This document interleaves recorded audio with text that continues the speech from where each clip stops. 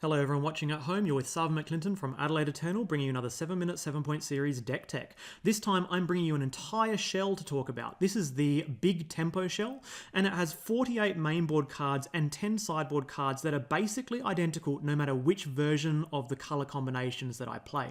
So let's have a look at the color combination of this particular shell. So this is a blue-green deck, and this is a fundamental change in the nature of Highlander over the course of the years, in that blue-green is the best color combination, supplanting blue-red and blue-black in the past.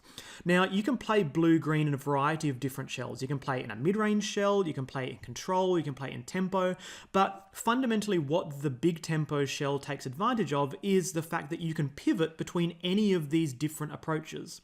Now, this is the key. It has a very, very low converted mana cost. On average, your spells cost about 2 mana. This is much closer to 2 because we've got to consider cards like Daze, Gush, Mental Misstep, and Force of Negation that are actually much lower than their real mana costs are listed. Now, you want to keep this in mind when you're adding the remaining 12 cards to the deck to ensure that you still stick to that just above 2 at most when you're not considering lands. So this leads you to this curve over here. You'll note that you have 5, which is Gush. We can completely disregard this. In reality, the curve is much closer to this 1, 2, 3, nice smooth down to only 2 cards at 4. Now, this is all because the deck hinges around its ones. So if you look at the ones, and we also have a 0 in there as well with Mishra's Bauble, you'll notice that there's a very, very high cantrip count. So this cantrip count allows us to keep basically all of the one-landers that we keep, because we have 7 possible cantrips, so very, very high likelihood of seeing one of these cantrips in our opening hand. In reality, you usually have 8 or 9, depending on which color splash that you're adding as your third color.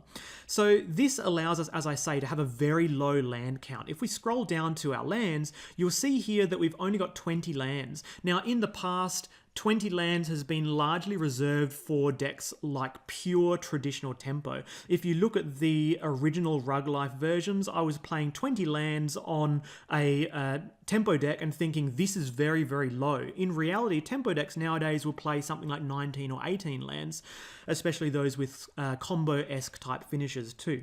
Now, this is really, really important because what we're doing is having a cantrip cartel at our disposal where we have 20 lands, 8 cantrips, and going, well, look, 28 cards in our deck are just the glue that hold our deck together. And that means that you have a high likelihood of being able to keep one-landers, especially when you look at the triomes. So we have 7 fetches, basically 4 fetches that hit our Mystic Sanctuary. We have our 1 more on-color fetch. Let's say that we're looking at the rug color combinations here. Then you have Wooded Foothills. You also have Prismatic Vista, which is your additional on-color one. And then you have a 7th fetch, which usually fetches green. Now, this allows us to basically go turn 1, fetch a triome, and then after that, whatever we fetch is completely irrelevant, especially since we have a high basic land count and Arkham's Astrolabe in our deck. Now, most versions of this Big Tempo shell will run somewhere around the 7 basic land count, and you'll be aggressively fetching those basics and ignoring even playing shock lands unless a triome is not available to you. So you can base your mana base on this regardless of which colors you're using and just sub out this third color here. Now, this Mystic Sanctuary here is a key part of your mana base. It allows you to loop the greatest cantrip of all, which is, of course, Ancestral Recall. Now, this cantrip obviously lets you draw 3 cards. So when we look at the Ancestral Recall, the presence of it, and the presence of cards like, say, Regrowth, which are allowing us to return our Ancestral Recall, you might think that we are, say, a control deck. But in reality, if you look at our 2-drops, these all hinge around 2 converted mana cost being powerhouses like Tarmogoyf, Thing in the Ice, and Scavenging Ooze, which becomes a late-game Tarmogoyf when left unchecked. So if you compare this to traditional tempo decks, traditional tempo decks use the 1-drop, the Goblin Guide and the Delver of Secrets as their main threat. But for you replace them with your 2s, and you'll generally get an additional 2 more 2-drops in your 3rd color. Now, if we scroll down to our 3s, you'll note that this is where traditional tempo decks will have their 2-drops as their top threats, and then one single 3-drop to top them out, like a True Name Nemesis, let's say. Over here in Big Tempo, our 3-drops are our comparisons, our parallels to those 2-drop top threats, and then we have a single 4-drop in Questing Beast as our top end. Kind of like a new and updated Baneslayer Angel. Sure, it dies to removal, but it does so much before it's on its way out, and if it doesn't get answered, it's basically game over. Now, traditionally, tempo decks tend to fold to mid-range, and in general, in Big Tempo, your threats are bigger than traditional tempo. So you've got things like Oko, which allow you to go a little bit toe-to-toe with mid-range. But the key to winning against mid-range decks is Gifts Ungiven. Now, gifts will let you win long by fetching a pile of Ancestral Recall, Regrowth, a fetch land, which fetches Mystic Sanctuary, and Uro.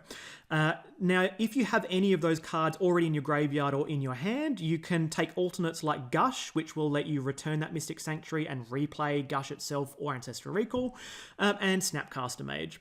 Basically, your opponent has to choose which axis to fight you on, and you're able to pivot accordingly. If you want to grind out with value, you'll basically never lose to not being able to value. Your Spellseeker will find your A-Call, and then you'll cast that A-Call 2 to 3 times in the game. Now, because of that argument, there is a decent argument to also changing Snapcaster Mage to Force of Will. If you've got a lot of combo in your metagame, you can do that. Basically, you never lose by not valuing, and you often don't like exiling your Ancestral Recall. Now, I've talked a lot about Ancestral Recall, but what if you're on a budget? Well, there is entirely the option to go for budget. If you want to go in budget, then you'll note that Painful Truths is basically what we were doing when we went Regrowth Ancestral Recall. That's exactly the same thing. You can also add things like Lutri to redo that again, and Umezawa's Jitter adds to your Oko, Uro, Skoo's life gain sub-theme, and Sylvan Library is really, really great with your Uro triggers as well.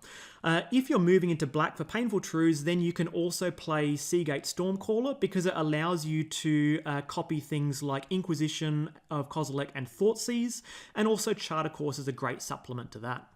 When you look at your sideboard, obviously you've got fantastic things against blue, you've got fantastic cards against anti-combo, and then you've got the good king back to basics, which will help you with your mid-range game plan.